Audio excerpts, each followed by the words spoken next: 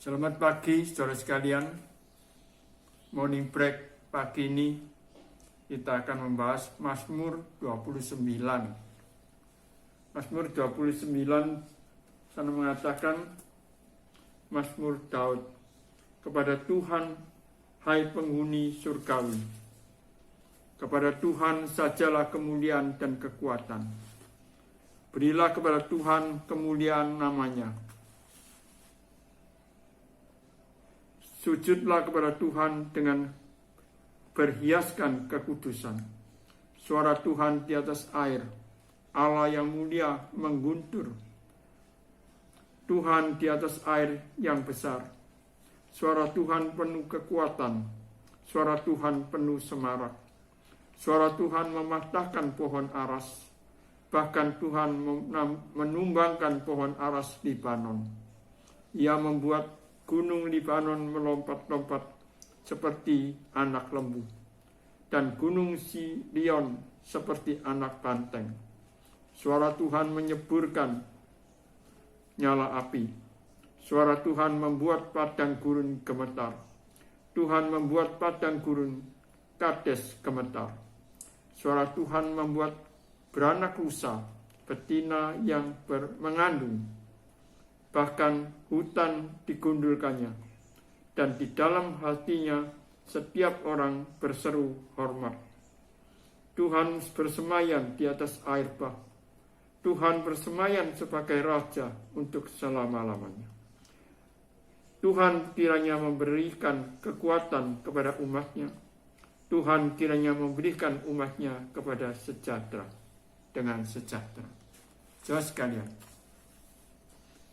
Mazmur 29 ayat 1 sana mengatakan, ayat 1 dan 2 sana semua yang diciptakan harus memuji kemuliaan dan kekuatan Tuhan. Ayat 3 dan 9 saudara sekalian, kalau saudara perhatikan, sana ada 7 kali menulis suara Tuhan. Nah, itu mengatakan suara Tuhan sungguh hebat. Karena itu ayat 3 sampai 10 menceritakan keagungan Tuhan yang melampaui segala. Ayat 11, Tuhan memberikan kekuatan, memberkati dengan sejahtera.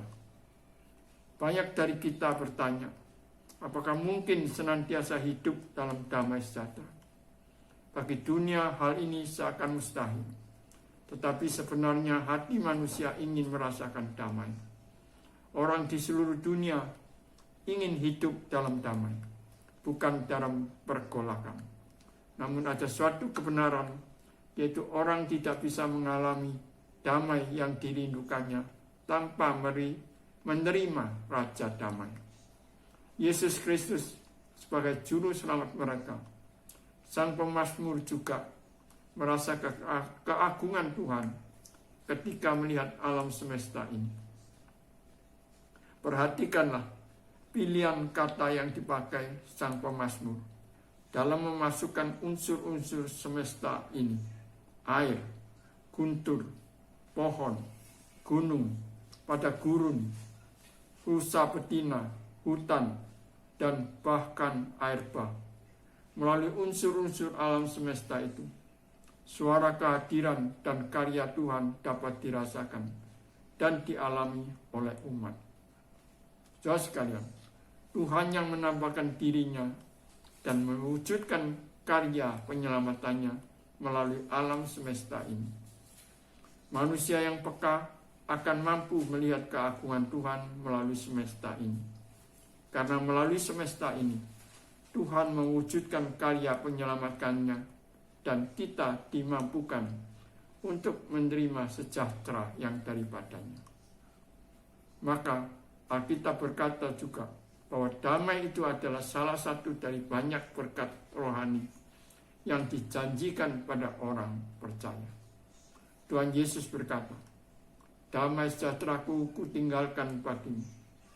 Damai sejahteraku kuberikan kepadamu, dan apa yang kuberikan tidak seperti yang diberikan oleh dunia kepadamu. Janganlah gelisah dan gentar hatimu. Itu di dalam Yohanes pasal 14 ayat 27.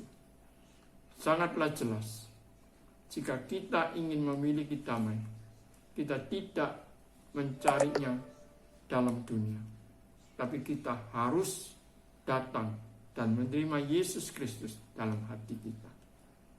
Dan Alkitab berkata bahwa damai adalah pemberian dari Allah.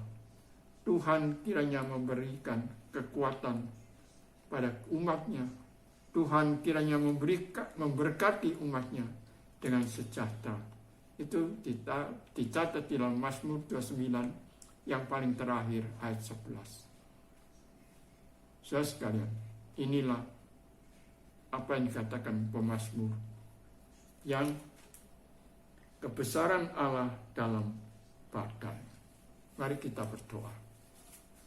Tuhan, kami berterima kasih karena Engkau adalah Tuhan yang begitu dahsyat, dan Engkau bersemayam di atas air bah sebagai Raja. Itulah Tuhan, kami datang kepadamu. Kami serahkan setiap diri kami kepadamu. Kiranya Engkau selalu menyertai, melindungi kami. Dalam nama Yesus kami berdoa. Amin.